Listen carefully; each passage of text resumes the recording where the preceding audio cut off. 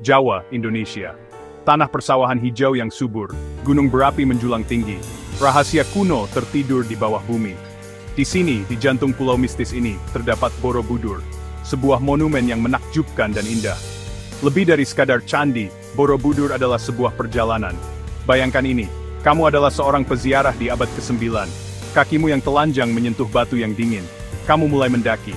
Candi membimbingmu. Setiap tingkatan mewakili tahap pencerahan. Kamu melewati ukiran yang menceritakan kisah. Kisah-kisah ini mengajarkan tentang ajaran Buddha. Mereka menawarkan gambaran sekilas kehidupan sehari-hari berabad-abad yang lalu. Borobudur adalah mahakarya.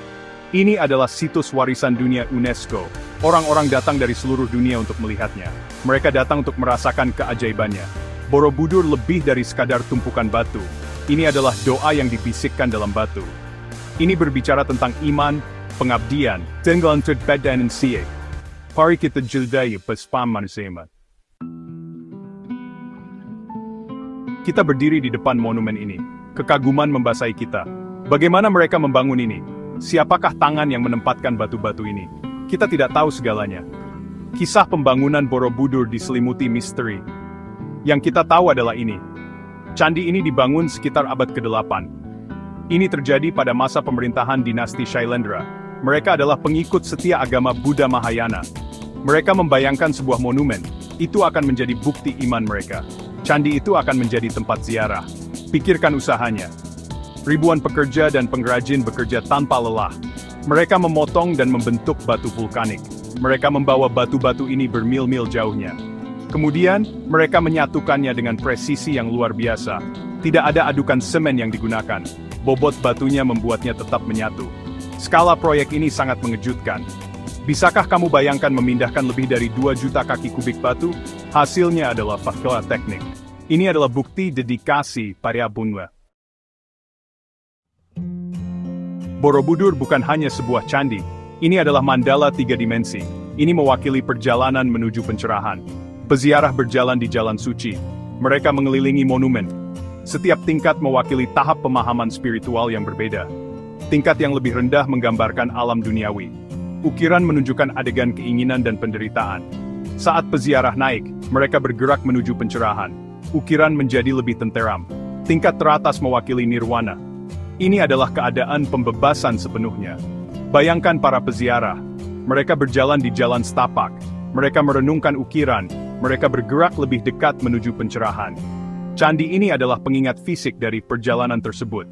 Ini adalah simbol iman yang kuat. Tutup matamu. Bayangkan candi itu. Siluetnya menjulang ke langit. Itu seperti piramida berundak raksasa. 6 platform persegi membentuk alasnya. 3 platform melingkar menjulang di atasnya. Struktur ini berpuncak pada kubah pusat. Kubah ini mewakili tujuan akhir pencerahan. Borobudur dihiasi dengan ukiran yang rumit. Ukiran-ukiran ini menceritakan kisah. Mereka menggambarkan adegan-adegan dari kehidupan Buddha. Mereka menggambarkan ajaran Buddha. Ukiran-ukiran ini bukan hanya dekoratif. Mereka bersifat mendidik. Mereka dimaksudkan untuk menginspirasi perenungan. Lihat lebih dekat. Perhatikan detailnya. Ekspresi di wajah-wajah, lipatan pakaian yang halus, hewan dan tumbuhan yang mengisi pemandangan. Ukiran-ukiran ini adalah bukti keterampilan para seniman. Mereka menangkap esensi cerita dalam batu. Bagian 5. Melalui ombak waktu, menemukan kembali Borobudur. Waktu berlalu, candi itu ditinggalkan, hutan tumbuh di atasnya. Itu tersembunyi selama berabad-abad. Kemudian, pada tahun 1814, seorang pria bernama Sir Thomas Stamford Raffles menemukannya kembali. Dia adalah gubernur letnan Inggris di Jawa. Dia mendengar desas-desus tentang sebuah monumen besar yang tersembunyi di hutan. Dia mengirim tim untuk menyelidiki. Bisakah kamu bayangkan keheranan mereka? Mereka menerobos hutan. Di sana berdiri sebuah candi yang megah. Itu tertutup vegetasi. Itu masih menakjubkan. Penemuan ini memicu minat internasional terhadap Borobudur. Penemuan kembali Borobudur adalah momen penting. Itu menghidupkan kembali candi. Itu memicu gelombang upaya restorasi. Upaya-upaya ini berlanjut hingga hari ini. Mereka memastikan bahwa generasi mendatang dapat mengalami keajaibannya. Bagian 6. Bisikan masa lalu, mengungkap narasi sejarah. Borobudur diam, namun ia berbicara banyak. Ia bercerita tentang masa lalu. Ia mengajarkan kita tentang orang-orang yang membangunnya. Ia mengungkapkan kepercayaan mereka, seni mereka, penguasaan teknik mereka. Tetapi candi itu juga menyimpan rahasia. Mengapa candi itu ditinggalkan?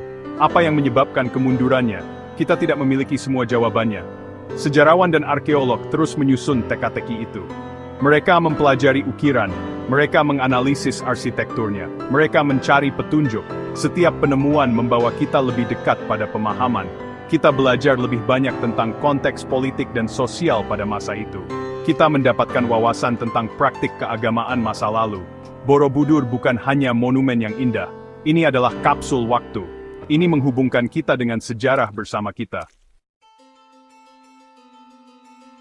Bagian 7, Borobudur hari ini, situs warisan dunia. Hari ini, Borobudur adalah situs warisan dunia UNESCO. Ini adalah simbol kekayaan warisan budaya Indonesia. Ini adalah tempat ziarah bagi umat Buddha. Ini juga merupakan tujuan wisata utama.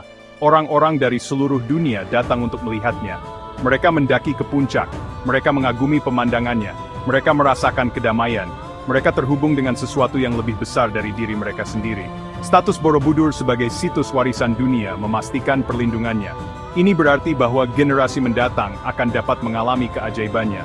Borobudur adalah pengingat akan kekuatan kreativitas manusia. Ini adalah bukti kekuatan abadi jiwa manusia. Ini adalah tempat di mana kita dapat terhubung dengan masa lalu, masa kini, dan masa depan. Bagian 8. Semangat abadi, warisan Borobudur. Borobudur berdiri tegak. Ia telah bertahan selama berabad-abad. Ia telah melewati badai dan bencana alam. Ia telah bertahan bahkan ketika dilupakan. Ketahanan ini adalah bukti kekuatannya. Ini adalah simbol harapan yang kuat. Warisan Borobudur melampaui kehadiran fisiknya. Ia telah menginspirasi seniman, penulis, dan pemikir selama beberapa generasi. Ukirannya yang rumit dan simbolismenya yang mendalam terus memesona para sarjana. Ini adalah sumber kebanggaan bagi masyarakat Indonesia. Borobudur mengingatkan kita bahwa bahkan dalam menghadapi kesulitan, keindahan dan harapan dapat menang. Ia mengajarkan kita pentingnya melestarikan warisan budaya kita. Ia menginspirasi kita untuk berjuang demi pencerahan dalam hidup kita sendiri. Bagian 9. Melampaui batu mengalami Borobudur. Untuk benar-benar menghargai Borobudur, kamu harus mengalaminya. Kamu harus berjalan di jalan para peziarah. Kamu harus merasakan batu dingin di bawah kakimu. Kamu harus membiarkan ukiran menceritakan kisah mereka. Tutup matamu. Bayangkan matahari terbit di atas candi. Langit menyala dengan warna. Udara dipenuhi dengan suara kicau burung.